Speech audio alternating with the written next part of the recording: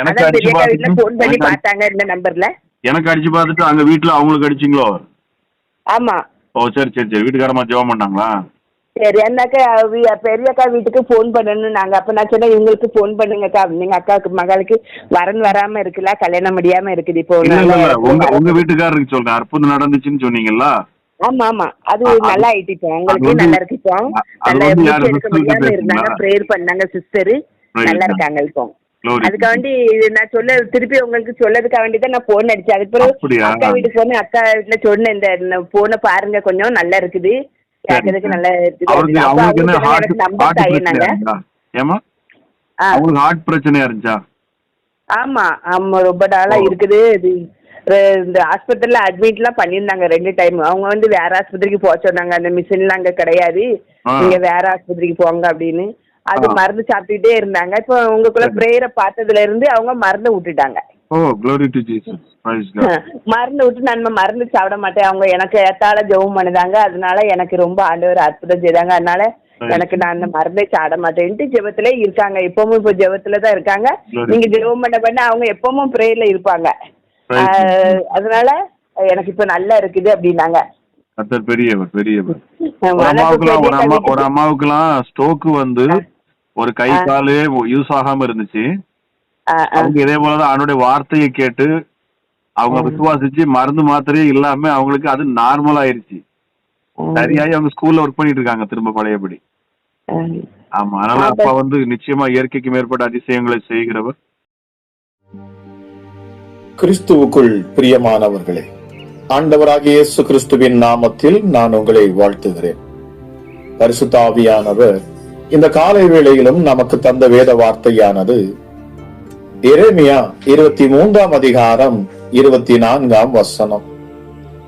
எவனாகிலும் தன்னை நான் காணாதபடிக்கு மறைவிடங்களில் ஒளித்துக் கொள்ளக்கூடுமோ என்று கர்த்தர் சொல்லுகிறார். நான் வானத்தையும் பூமியையும் நிரப்புகிறவர் அல்லவா என்று கர்த்தர் சொல்லுகிறார்.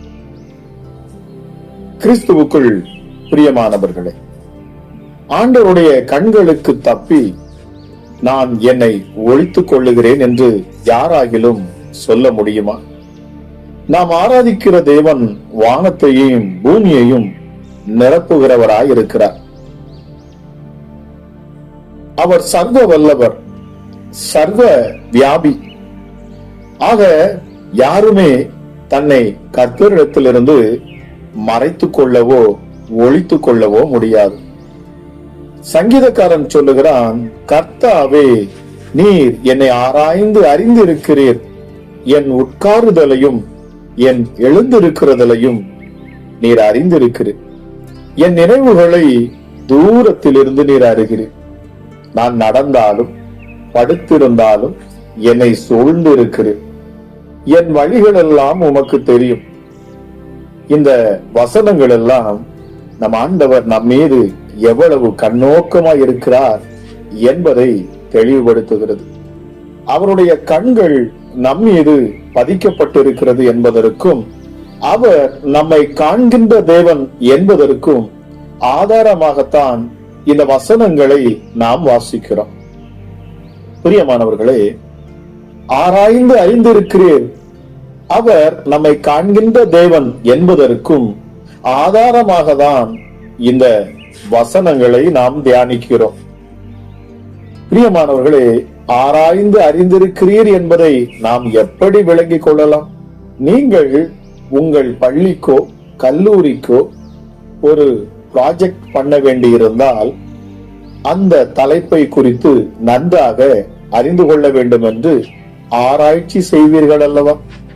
அப்படி போல தேவனும் நம்மை குறித்த எல்லா காரியங்களையும் மிக நன்றாக ஆராய்ந்து அறிந்திருக்கிறார்.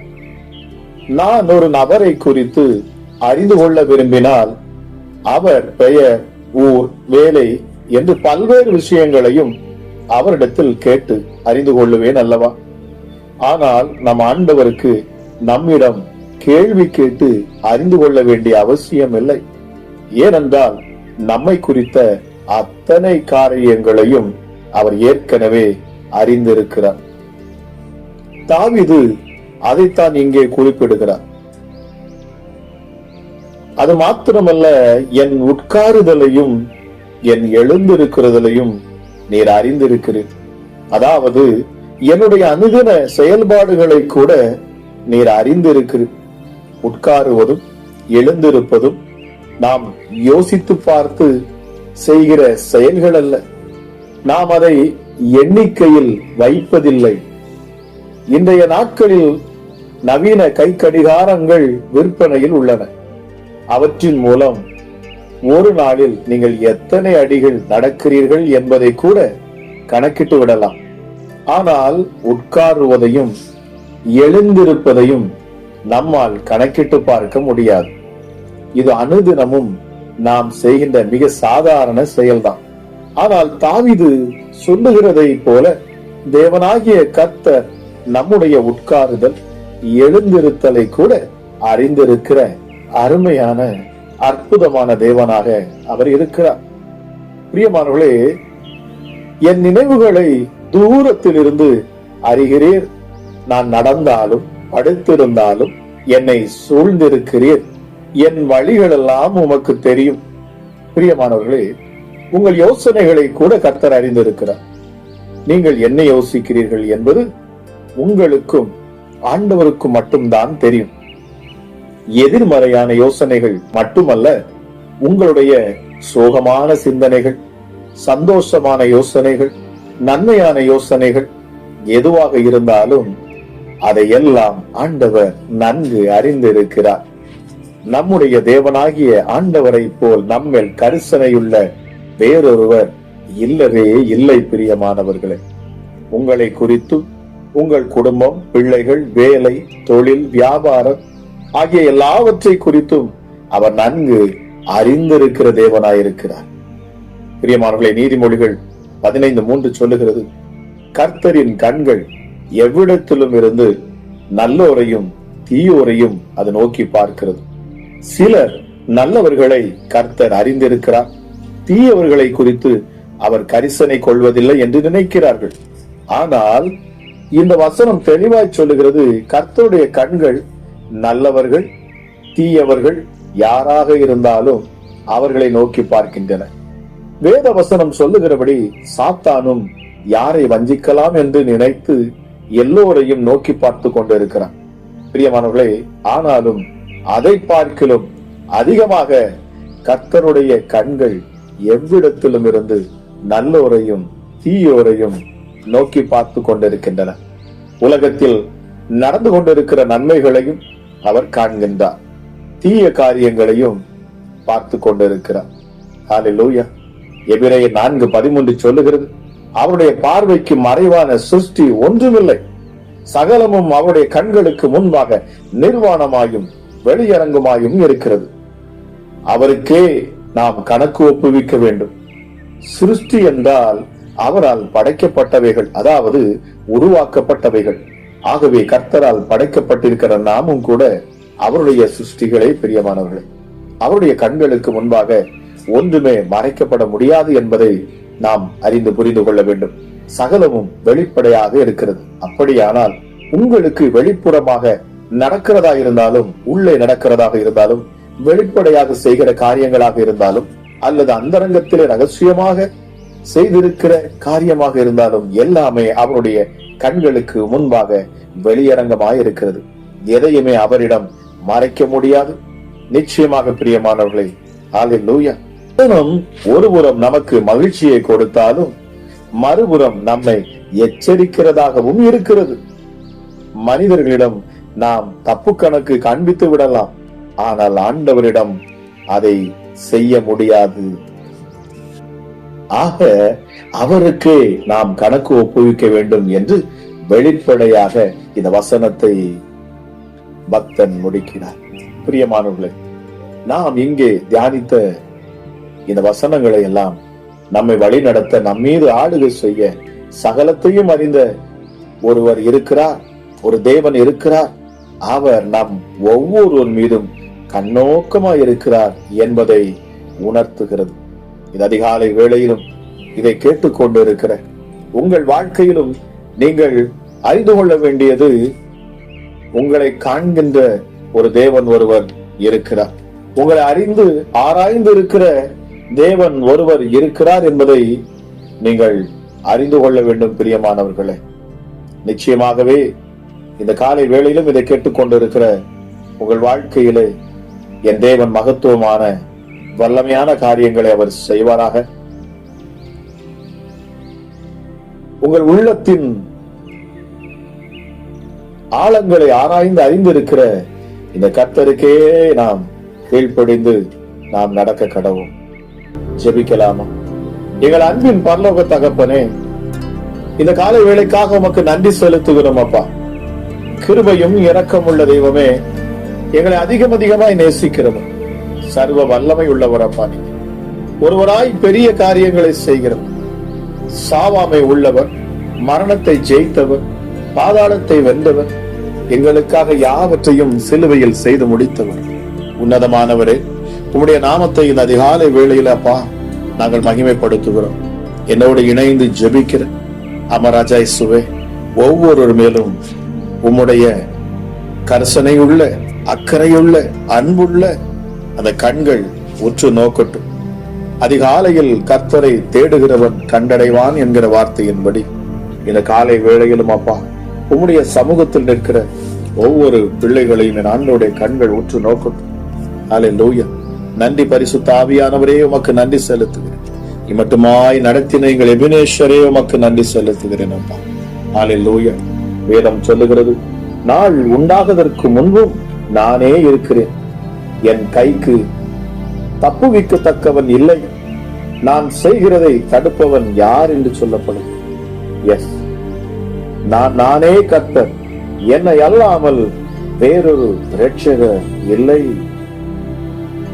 ஹல்லேலூயா. அவர் பரிசுத்தர், அவர் இஸ்ரவேலின் சிருஷ்டிகர், அவர் நம்முடைய ராஜாதி ராஜாவாக இருக்கிறார்.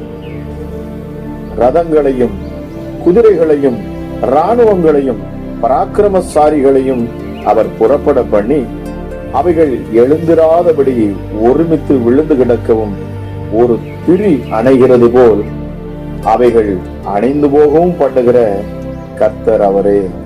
ஹல்லேலூயா. என் ஆண்டவர், இந்த காலை வேளையில் உங்கள் வனாந்திரமான வாழ்க்கையை அவர் தண்ணீர் தடாகமாக அவர் மாற்றுவாராக. Thank you holy spirit.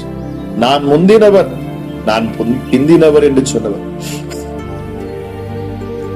நான் முந்தினவரும் நான் பிந்தினவரும், என்னை தவிர தேவன் இல்லை என்று இஸ்ரவேலின் ராஜாவாகிய கர்த்தரும் சேனைகளின் கர்த்தராகிய அவருடைய மீட்பரும் சொல்லுகிறார் என்று ஏசாயா தீர்க்கதரிசியிலே தேவன் பேசுகிறார். இந்த காலை வேளையிலும் அப்பா, ஹல்லேலூயா, உம்மை போல சர்வ வல்லமை உள்ள ஒரு தேவன் எங்கும் இல்லை ராஜா. நீர் மாத்திரமே அந்த தேவன்.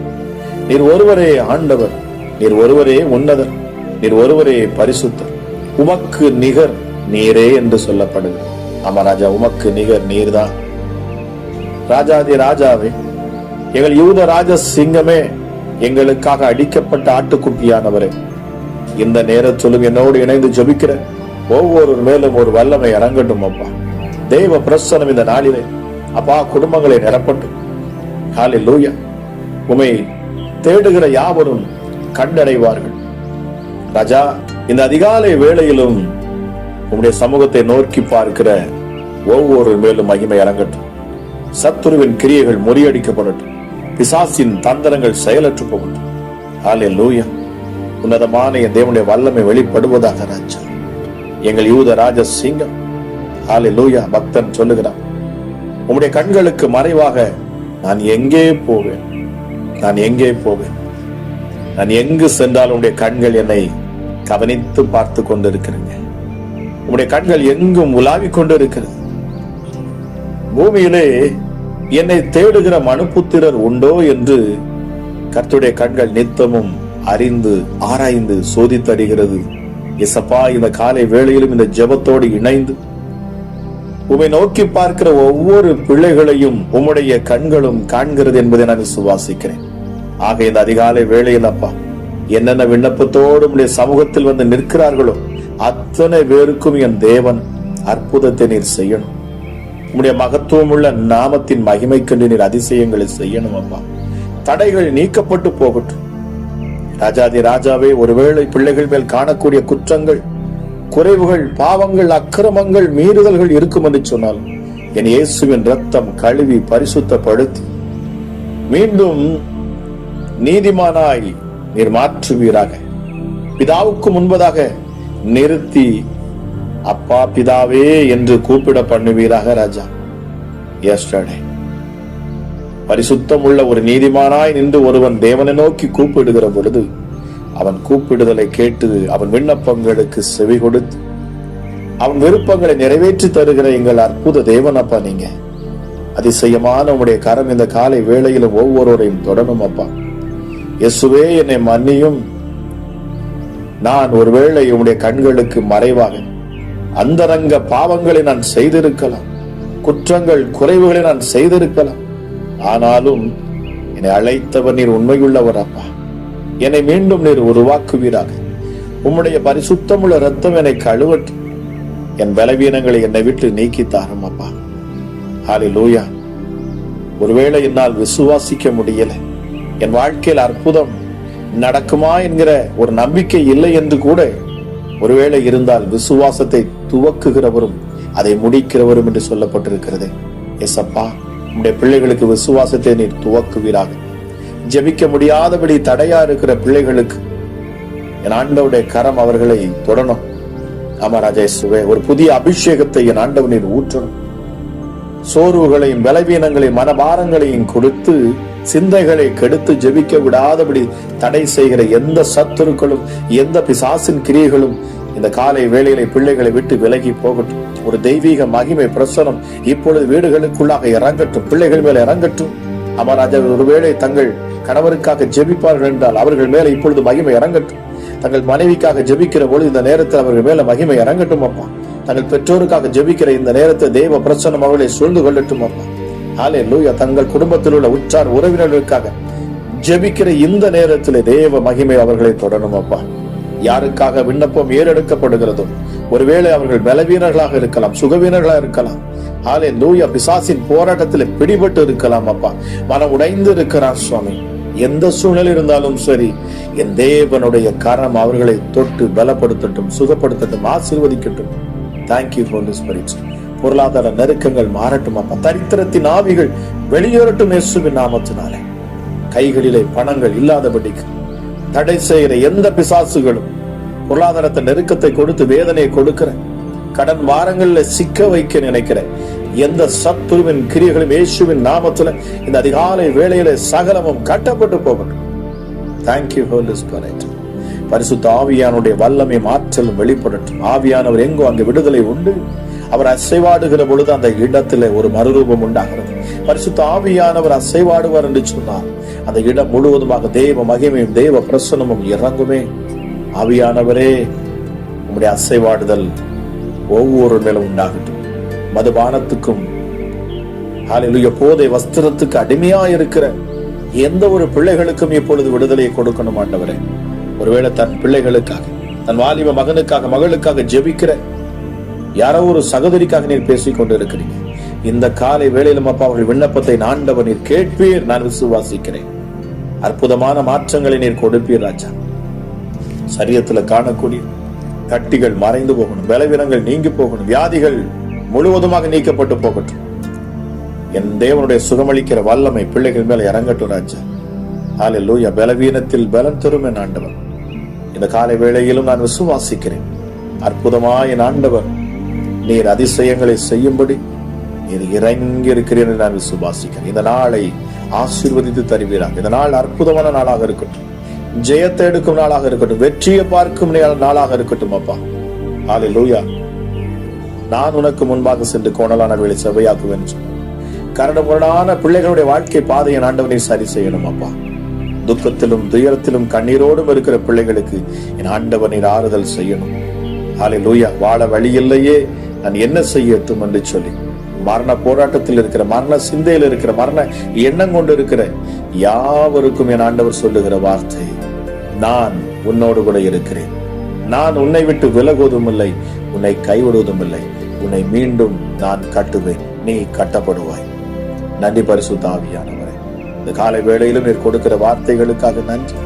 உடைய தயவு, உடைய கிருபை, உடைய அன்பு, உடைய காருண்யம் அப்பா உடைய பிள்ளைகளை சூழ்ந்து கொள்வதற்காக நன்றி செலுத்துகிறேன். கேட்கிற ஒவ்வொருவரையும் என் ஆண்டவருடைய அற்புதமான கரத்தில் தந்து நான் ஜெபிக்கிறேன். எங்கள் விண்ணப்பங்களை ஏற்றுக்கொண்டு அளவில்லாத உடைய கிருபையினாலும் சமாதானத்தினாலும் சந்தோஷத்தினாலும் நிறைவான ஆசீர்வாதங்களினாலும் என் ஆண்டவர் உடைய பிள்ளைகளை ஆசீர்வதிப்பீராக என்று சொல்லி இயேசுவின் நாமத்தில் ஜெபிக்கிறேன். ஜெபம் கேளும் எங்கள் ஜீவனுள்ள நல்ல பிதாவே. ஆமென், ஆமென்.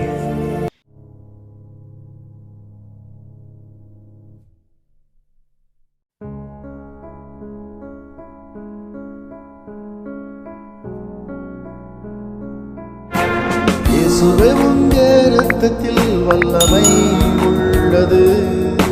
இயேசுவே உம்முடைய இரத்தத்தில் மகிமை உள்ளது.